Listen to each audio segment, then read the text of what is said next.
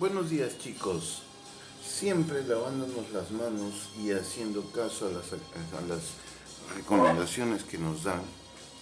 Vamos a continuar entonces con la respiración, tema muy importante porque nos permite ir conociéndonos por dentro y tener una pequeña idea, no mucho, pero pequeña idea de ese funcionamiento del coronavirus para poder cuidarnos. ¿Ok? Continuamos entonces con el aparato respiratorio. ¿Qué cosa es el aparato respiratorio? ¿Te acuerdas que ya lo hemos hecho en clase?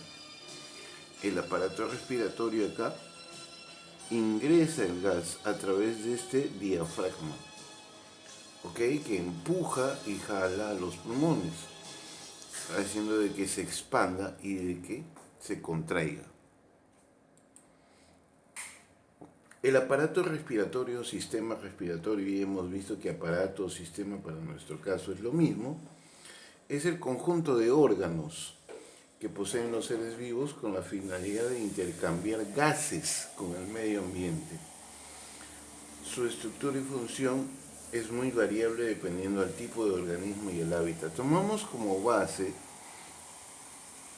el sistema respiratorio humano, pero todos los organismos lo poseen, ¿no? Los animales lo poseen. Y las plantas respiran a partir de las hojas. El órgano principal del aparato respiratorio humano es el pulmón, ¿ok? Y bueno, de cada especie animal tiene su forma de expresar pues el pulmón. Habíamos visto también que las partes del aparato respiratorio, faringe, laringe, tráquea, bronquios, bronquiolos, pulmones y llega hasta los alvéolos pulmonares, ¿no? El aparato respiratorio está constituido por las fosas nasales, la boca, aunque la boca no hace mayor, simplemente es apertura y ayuda, ¿no? a las fosas nasales, pero se le considera también, aunque es más parte del aparato digestivo, se considera también parte del aparato respiratorio, porque está conectada justamente con la faringe.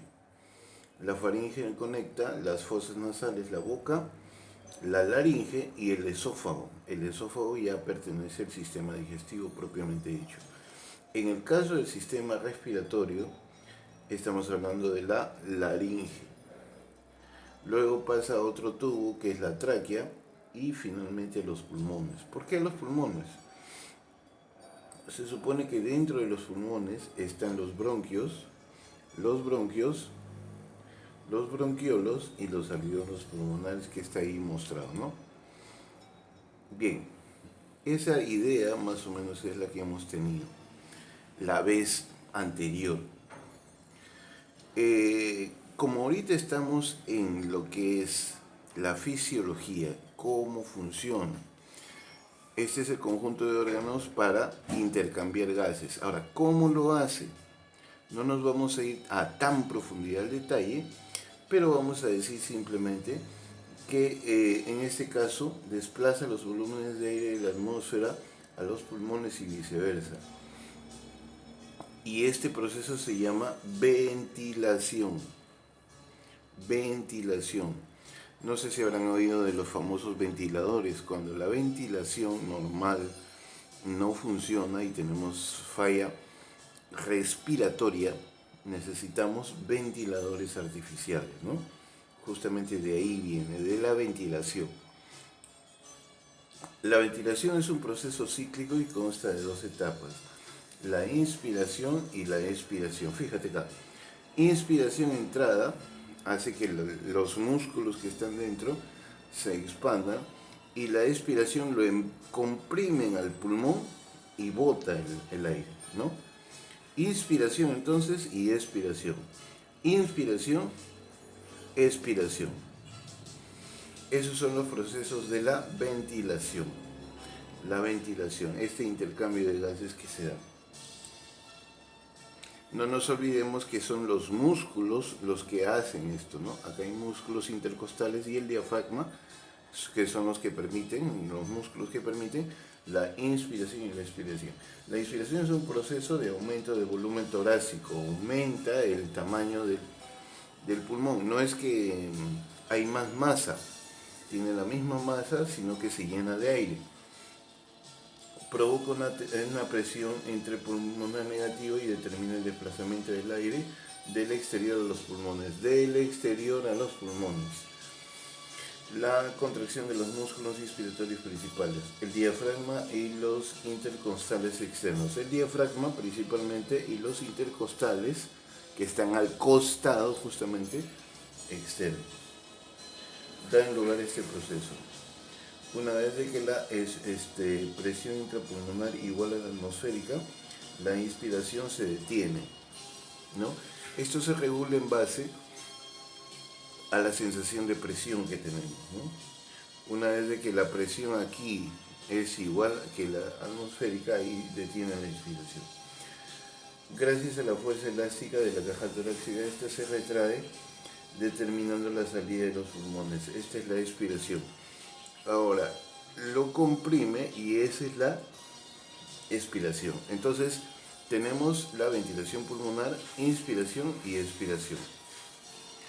Ya, cogemos el gas, llega a los pulmones, bronquios, bronquiolos y llega a los alvéolos pulmonares. ¿Para qué? ¿Para qué llega a los alvéolos pulmonares? A los alvéolos pulmonares sirve para hacer este intercambio de acá. Llega a los alvéolos, ¿no? Y en la parte superficial hay ese intercambio de aire. Una vez de que los alvéolos pulmonares están llenos tras el proceso de inspiración, el oxígeno tiene que difundirse hasta la sangre. Aquí el oxígeno de blanquito se difunde a la sangre. Fíjate que está medio moradito y luego más rojito, ¿no? En realidad esa es una animación para dar a entender de que aquí está más puro, más oxigenado, con más nutrientes para nuestro cuerpo. Mientras que el dióxido de carbono sigue el camino. El dióxido de carbono está por acá, ahora lo bota. El oxígeno viene, el dióxido de carbono es eliminado. Existe una ley física por la cual el gas se encuentra en una cámara cerrada y su contracción es diferente a los dos extremos. Esto de acá se va a contraer, tienden a desplazarse a la concentración más alta, hacia donde es más baja, ¿no? Entonces se supone que si acá la presión es más alta, aquí es más baja, ahí se van a concentrar los gases, llegando finalmente a una situación de equilibrio conocida como difusión simple. Simplemente para conocer que existe, sin ir a la profundidad clínica del caso, ¿no?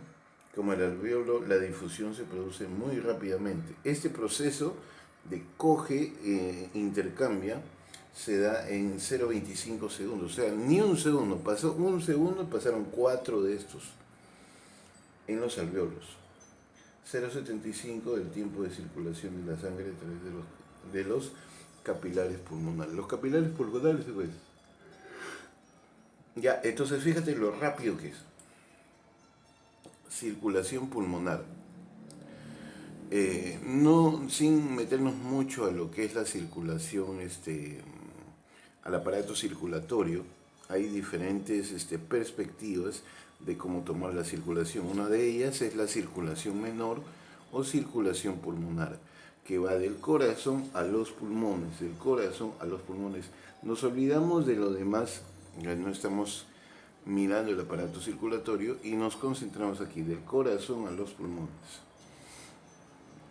Del corazón a los pulmones se da la circulación menor. La arteria, normalmente las arterias conducen sangre oxigenada y las venas sangre no oxigenada. En el caso de la circulación pulmonar es al revés. Las arterias conducen la sangre no oxigenada y las venas la sangre oxigenada. Es un criterio nada más, ¿no? Entonces, la circulación pulmonar menor es la parte del sistema circulatorio que transporta la sangre desoxigenada desde el corazón hacia los pulmones para luego regresar oxigenada, regresa oxigenada de vuelta. a los tejidos del cuerpo, excluyendo los pulmones. La función de la circulación pulmonar es asegurar la oxigenación sanguínea. Entonces, todo lo que ocurre en los alvéolos pulmonares es aprovechado, ¿no? Es llevado a la sangre, como hemos visto, y llevado a todo el cuerpo por la circulación.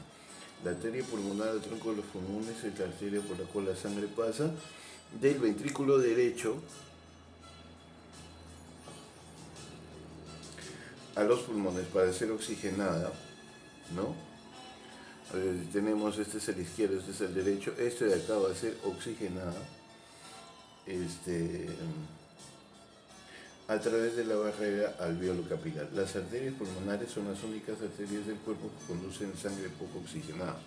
Como te había dicho nuevamente, sin adentrarnos mucho al aparato circulatorio, las arterias conducen la sangre oxigenada, excepto en el sistema de circulación menor o circulación pulmonar, que es el único caso que las arterias conducen la sangre no oxigenada, la oxigenan y pasa por las venas, que en el resto de casos tiende a la sangre no oxigenada. En el caso de la circulación menor es la sangre oxigenada. A nivel del callado de la aorta, la arteria pulmonar se divide en una rama derecha y otra izquierda para cada pulmón. ¿No? Junto al bronquio respectivo, penetrando el pulmón para dividirse luego en ramas cada vez más finas, que van a ir justamente con los bronquiolos hasta los alvéolos pulmonares, cada vez más finos. Ya hemos visto de que existen dos bronquiolos, solamente dos, tubos cortos, ¿no? Pero los bronquiolos son microscópicos, ¿no? Y caben cerca de 30.000 en un solo pulmón, ¿no? Que son extremadamente pequeños. Esto no es parte del sistema respiratorio, pero se da. Cuando hay entrada y salida del aire, puedo hablar, y no sé si has oído hablar de que los cantantes bota del estómago, es que el estómago no bota, es el diafragma que bota, y el diafragma que empuja los pulmones, justamente porque la voz, los tonos de voz se dan aquí, entran a tallar en las cuerdas vocales. Ya hemos visto la anatomía del sistema respiratorio.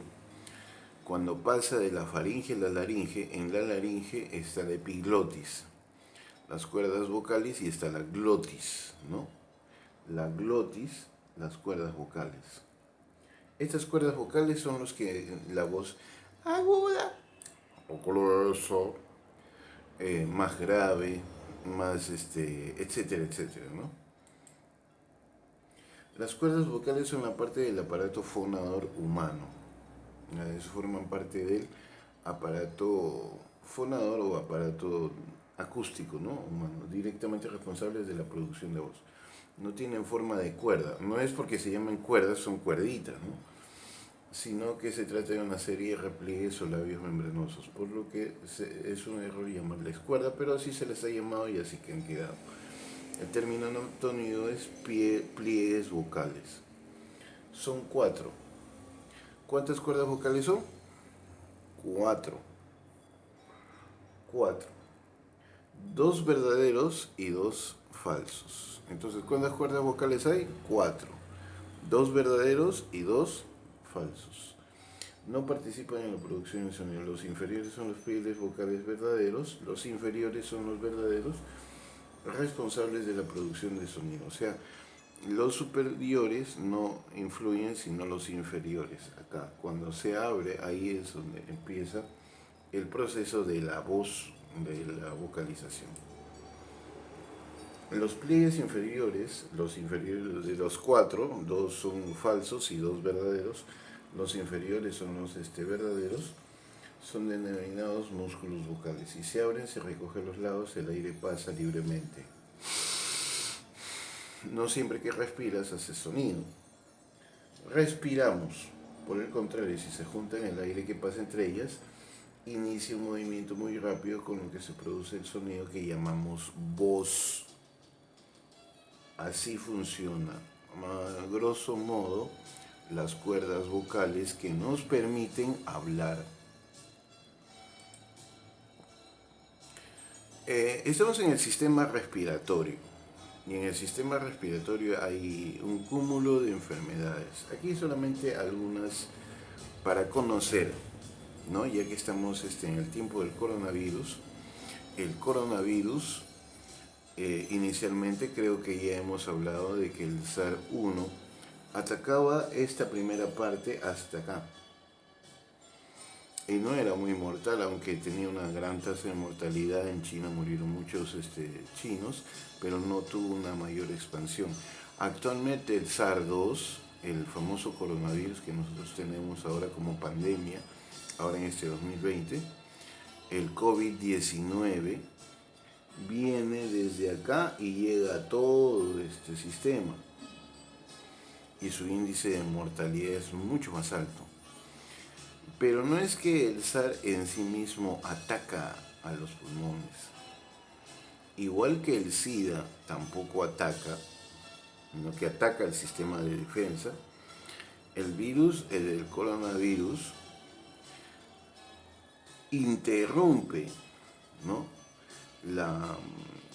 Las mucosas, los neumoplastos, ¿no? Que están ahí.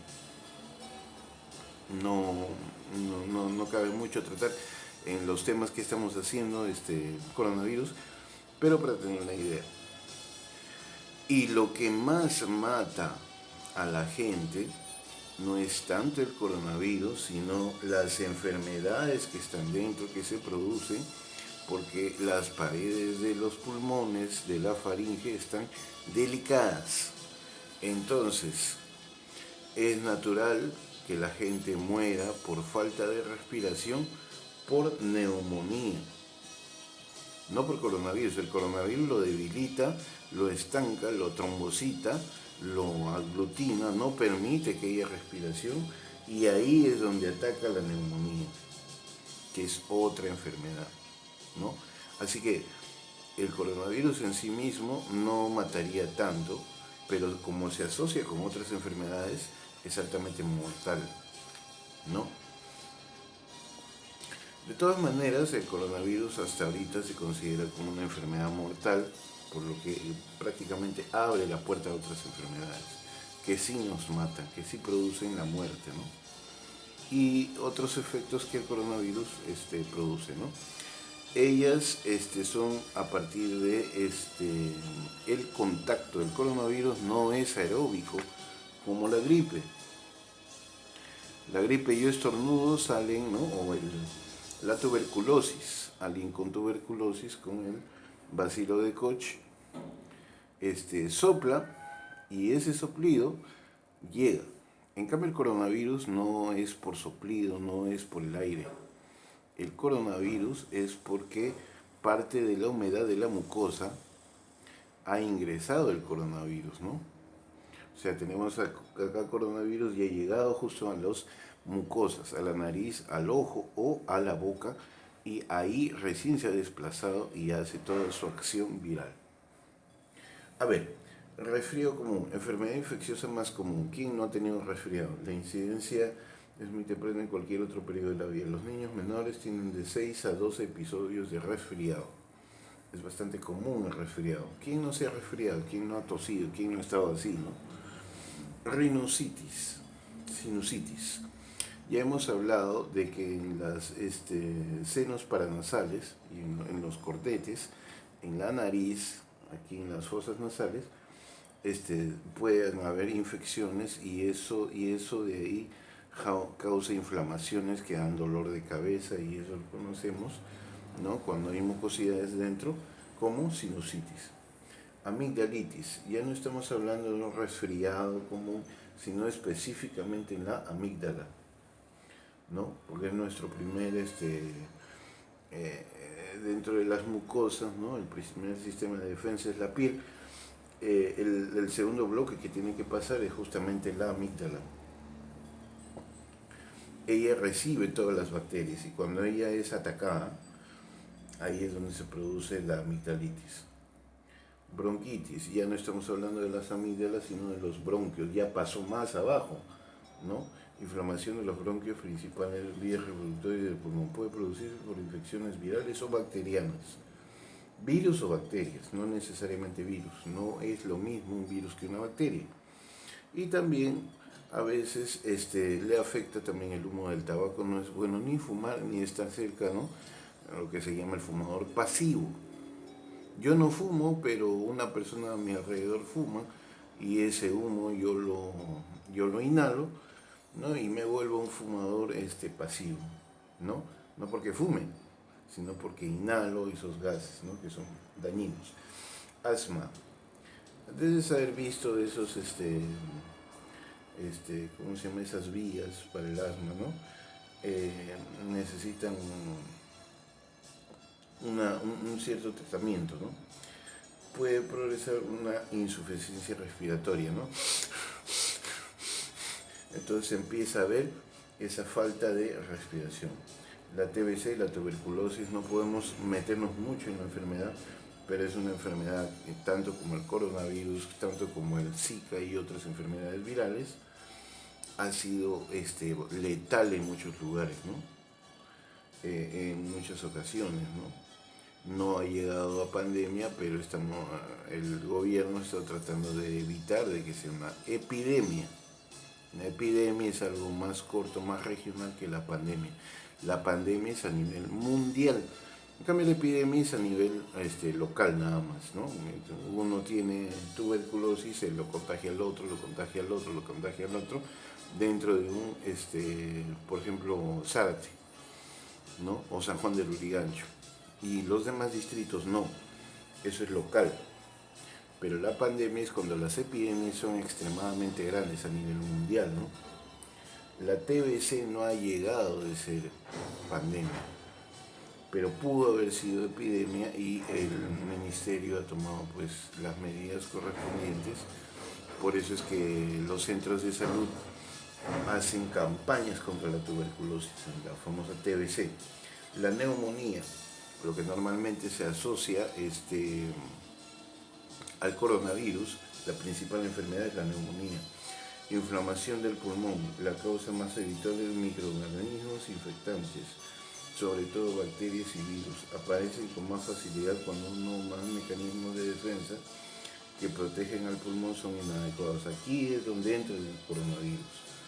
Los mecanismos de defensa y los mecanismos de funcionamiento se van disminuyendo y ahí entran las bacterias que producen la neumonía.